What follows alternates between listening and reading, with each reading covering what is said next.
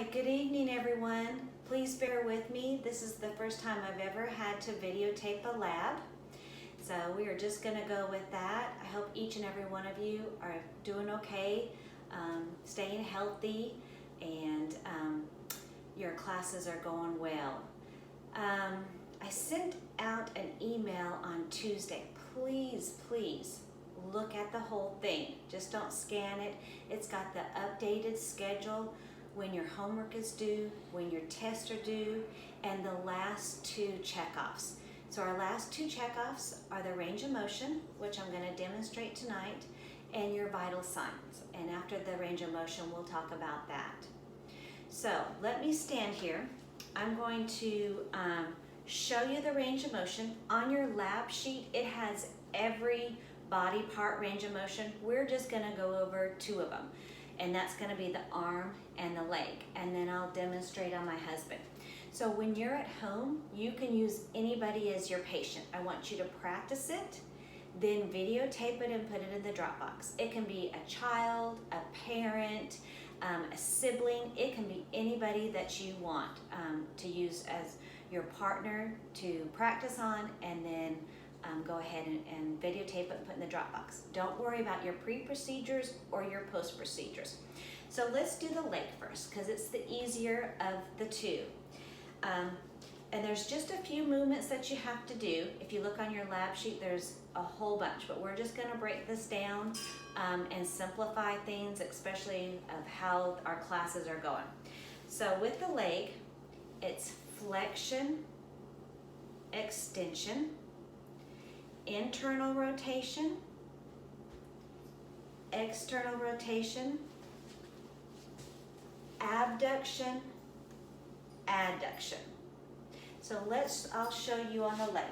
So there's three things that I want you to make sure, if you get anything out of this lab, is if you are doing range of motion on your patient, you need to support whatever body part that you are doing range of motion on it.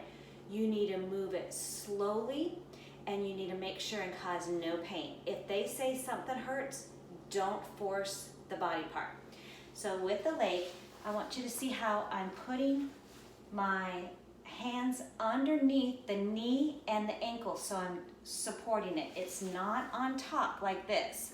Especially if your patient has a history of joint problems, or if they're a bigger patient, if you try to do it up on top, you could hurt them. So you want to go underneath. So you support this extremity, and this is flexion. You bend it as far as it will go without causing pain, and you move it slowly. This is extension. Flexion, extension. Now I'm going to do internal rotation. I'm literally moving the leg in toward the middle of the body. So I've got my hands again underneath the knee and the ankle, and I'm turning it inward. So this is inward rotation, and now I'm turning it outward, and this is outward rotation.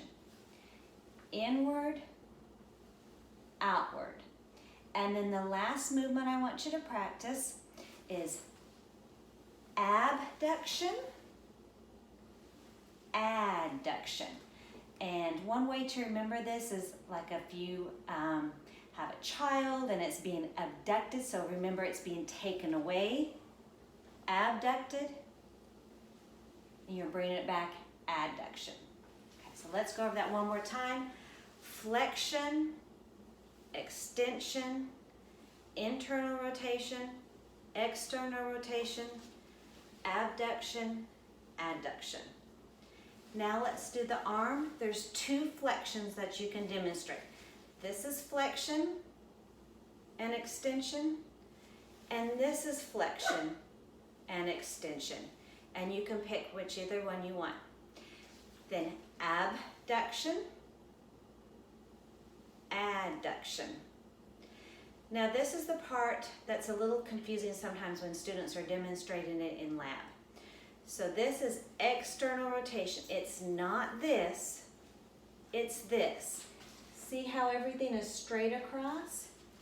External rotation, internal rotation. You can see this straight line right here.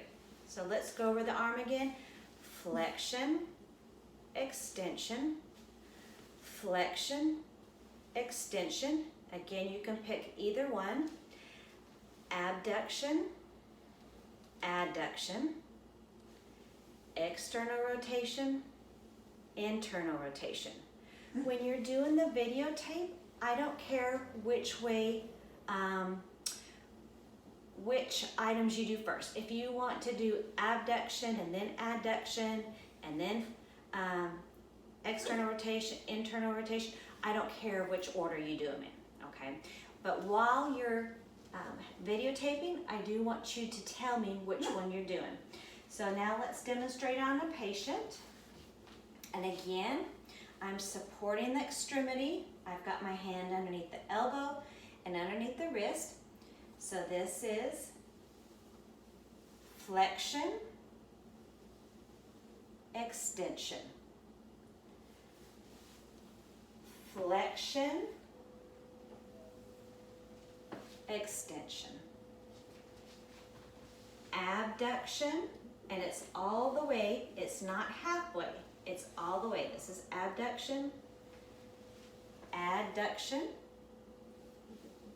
and then external rotation. See the straight line and support again, keep supporting the elbow and the wrist. External rotation, internal rotation, and then you can bring it to the center. So again, do range of motion on the leg and the arm. Do those movements, flexion, extension, abduction, adduction, internal rotation, and external rotation. You don't need to do the pre or post procedures, just verbalize what you're doing. And remember the three things that I want you to get out of this: support the extremity, move it slowly, and don't cause pain. And then the last lab that we will have to be checked off are the vitals. Again, that information is in the email I sent out on Tuesday. You need to watch that video that I put in the discussion, and you need to make a comment on it. You can put anything like, I watched the video, this was helpful. That just lets me know that you watched the video.